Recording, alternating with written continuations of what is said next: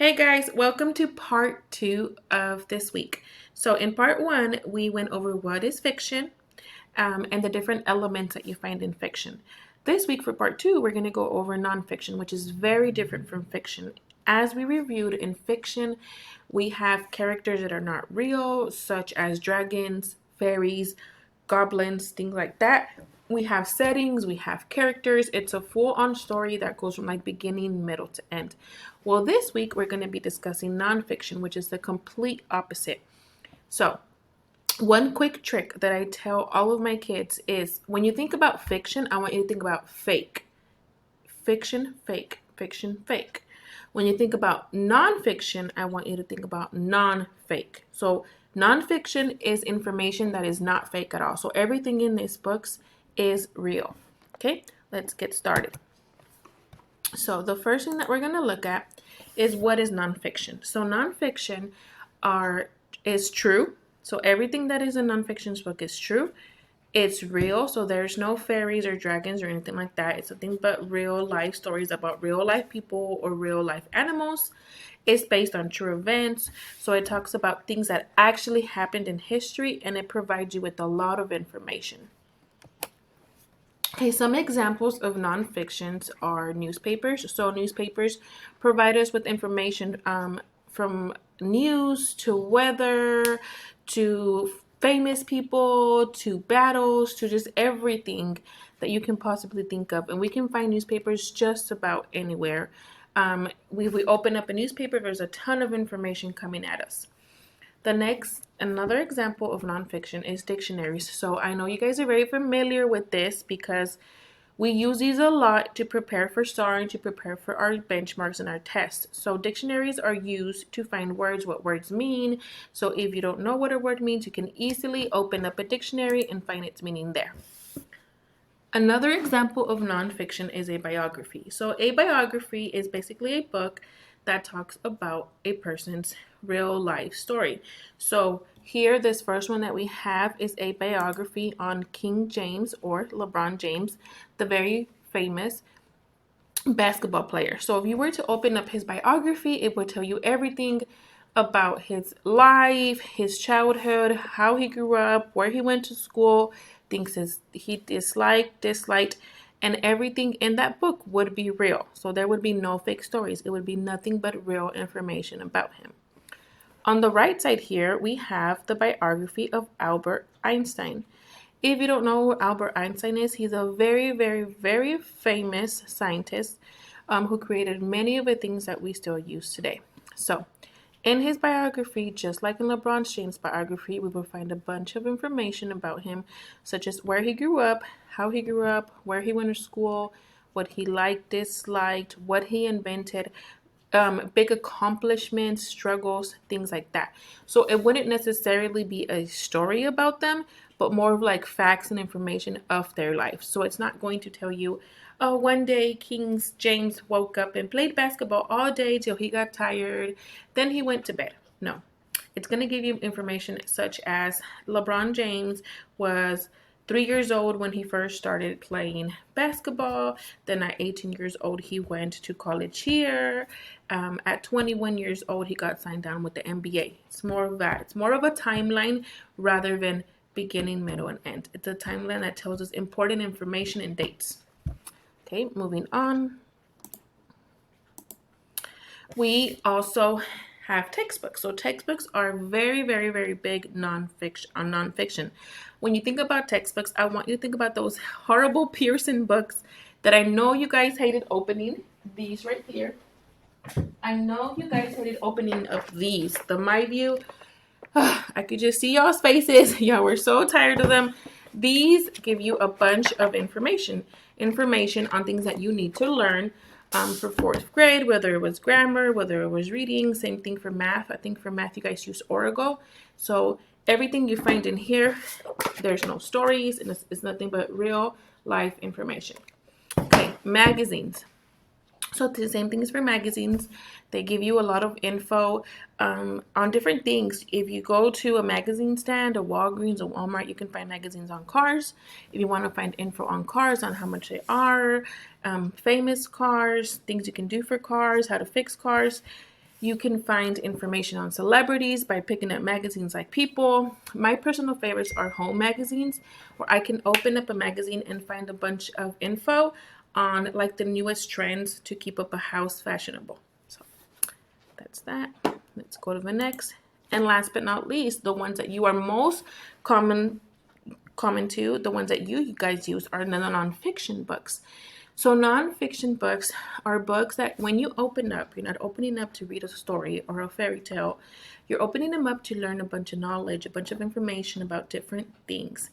So let's talk about some of the ones that we have. So this one right here, I Am Malala, that would go back to a biography, and George Washington, the Father of a Nation. So these two are biographies, and these two are books that you would open up maybe if you were having like a project or writing a biography about people. You would open them up to do research on them and to learn about their life and what their life entailed, such as, like I said, home life, childhood, likes, dislikes. Next one we have here is this book on planets. So if you wanted to learn more information on planets such as Pluto and Mars, you would open it up here. We have A Frog's Life, which is also a nonfiction book because it is giving us all of the different things that we need to know about how a frog lives, how it starts from a tadpole to growing, to what it eats, to where it lives, things like that. Soccer Like a Pro. I know a lot of you guys like soccer, so I added this one. So if you wanted to maybe learn some new soccer tricks or learn about some of your, favorite soccer players, you can open up a soccer book and learn different info on that. Lastly but not least, one of my favorite nonfiction books, because yes, it is a bunch of information, but it's super interesting, is the Guinness World Records 2020. I like to read every single year. These give you info on like different world records from every year. So some of the world records go from like strongest man, longest hair, longest fingernails, person to run the longest, like things like that. It would give you on who holds that champion. So this is one of my personal favorites. Now, what are some features of nonfiction? So what are some things that we can expect to find if we open a nonfiction book? Well, here are some of them. Table of contents, a glossary, headings, bold print, photographs. So we're going to go by one. We're going to go down one by one and just kind of quickly look at what each of these things are. So the first one we're going to look at is a glossary. So a glossary is usually located at the very back of a nonfiction book. If you open up a glossary, it will usually tell you the definition of something. So it will tell you I want you to kind of think about it kind of as a dictionary, but a dictionary for the book that you're reading. So if we look here, this book seems to be all about fishes. And in the back of the glossary, it gives you the name of the fish and then information on the whole fish. It gives you information. Okay. Here, this glossary tells you a word, and then it gives you the definition of the word. Glossaries, one thing I want you to take away, but it's very, very important, and that glossaries are located in the very back of the book. Next thing, we have photographs or real pictures. These are real pictures, not drawings or cartoons, can be found through the text. So whether you're looking at a newspaper, whether you're looking at a biography, whether you're looking at a magazine, it's going to have photographs. So unlike fiction, you don't have these made up cartoons or these made up drawings. You have actual photographs. Looking here at this aircraft book, this is an actual photograph of an airplane. Now, if we were doing if we were doing fiction, we would probably see this. This is the difference. This is a very big takeaway. This is a photograph. When you think about a photograph, I want you to think about something you take with your phone, something you take with the camera. This is a picture. A picture is something that you draw, okay? This is found in fiction. It's fake. This is fake. This is not a real plane. This is found in nonfiction. This is non-fake. This is real, okay? So we don't see any of these in nonfiction, just this. Okay. Next, you see a lot of charts, graphs, and maps in nonfiction books. these really help you to retain a lot of information that they give you. I know you may have seen this in math, but one of the most common ones that you see in nonfiction books are maps.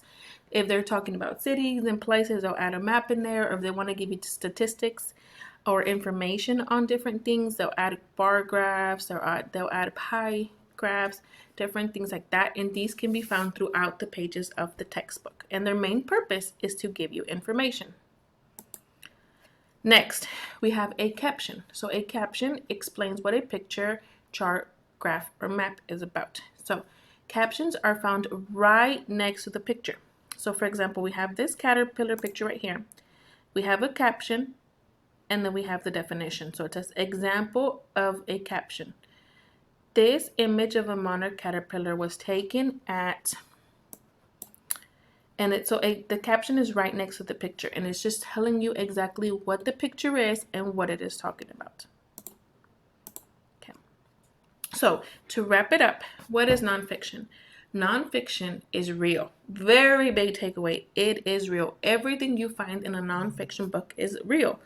It's non-fake. Okay. The author writes about actual persons, places, and events. So the persons, the places, and the events, they're all real. So this isn't a made-believe setting. This is an actual place that took place during an actual time. So maybe they're writing about a war. They wouldn't make up a war. They would write about an actual war, such as a civil war. If they're writing about a basketball player, they could write about LeBron James. But it always has to be real people, places, and events. Okay? The writer may just report facts. So facts are information that can be proven. So like I said, I know I'm stressing facts a lot, but it's real information that if you prove it, can be proven through different areas.